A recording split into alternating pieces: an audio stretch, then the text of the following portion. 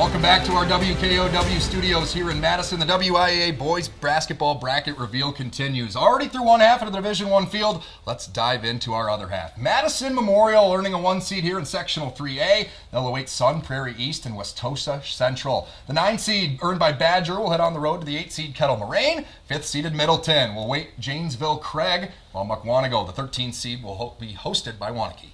And continuing on here, Verona is your number 3 seed. They'll host number 14 Sun Prairie West. Madison West, the 11, traveling to number 6 Oregon. Monona Grove and Madison La Follette will face off in the 7-10 game. Janesville Parker and Madison East will play a play-in for the right to play number 2 Beloit Memorial. Guys, in this sectional, the top seed Madison Memorial, they've won 18 in a row. Fellas, it's another masterclass season for Steve Collins. Yeah, he's got a senior class that's got a lot of experience, and there's good depth at Memorial, too. Steve's gone pretty deep on the bench this year. You got a 4-year player in Anthony Miller that can really shoot the ball. You got the twins, the Ligon twins, who are going to Bradley for baseball, really good, solid athletes. They're number 1 for a reason. I'd like to see him maybe get a shot to play Beloit, because Amari Hereford's a real exciting player, and is averaging well over 30 a game, is picking up all kinds of D1 offers. But there's some other teams in here, obviously, that are going to have something to say about that.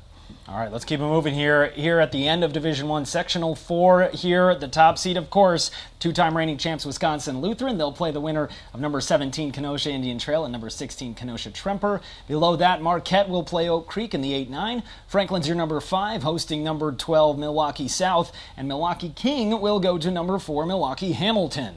And finally, Racine Case earning the 3 seed. They will host Milwaukee Reagan. Milwaukee Riverside, the 11, will head to Kenosha Bradford. Racine Park, the 7 seed, will host Muskego, while West Allis Central, earning the 2 seed and a bye bottom right, will await Racine Horlick, Milwaukee Pulaski Co-op's winner.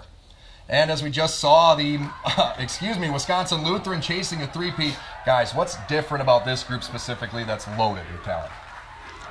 I don't know if there's anything really all that different. They just play basketball the right way, and that's hard to do in this culture that we're in with the culture of basketball at the high school level right now.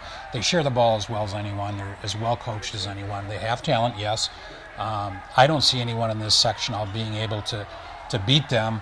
Although the 2 teams that I think possibly could give them a run for their money would be Racine Case and West Allis Central, even without Yusuf Gray. So Wisco has been dominant this year, like they have been in each of the past 2 years, and it's gonna take one heck of an effort to beat them. Travis, do you think they got what it takes to put this 3-peat in the gold in the trophy case? Absolutely. I mean, this is one of the best teams in terms of overall basketball team with talent, size, sharing the ball, as Mark said, that we've seen in a long time. It reminds me a lot of those Stevens Point teams with the Hauser brothers, Trevor Anderson. Yeah. They can beat you in any way. They can control the ball and control the clock. They can get up and down if they want to or need to.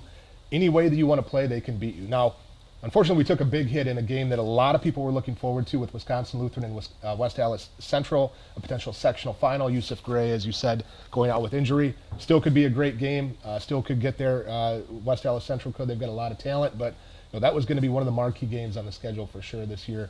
A little bit of a hit with Yusuf Gray going out. Well, it's time we check in with head coach Ryan Walls about how the Vikings are getting prepared for this specific road ahead. Once you've gone to state, there's a drive that you get that there's nothing else like it. So there's that drive to have to get back to, that almost have to, just because there's nothing else like that in high school basketball for us. And so to want to get there, the desire to get there doesn't lessen because you've been there a couple times. It actually probably grows a little bit. All righty, thank you very much, Coach. We got to get in one last and final timeout. Don't go anywhere. 485 teams started this journey. Only one will survive. We'll be right back.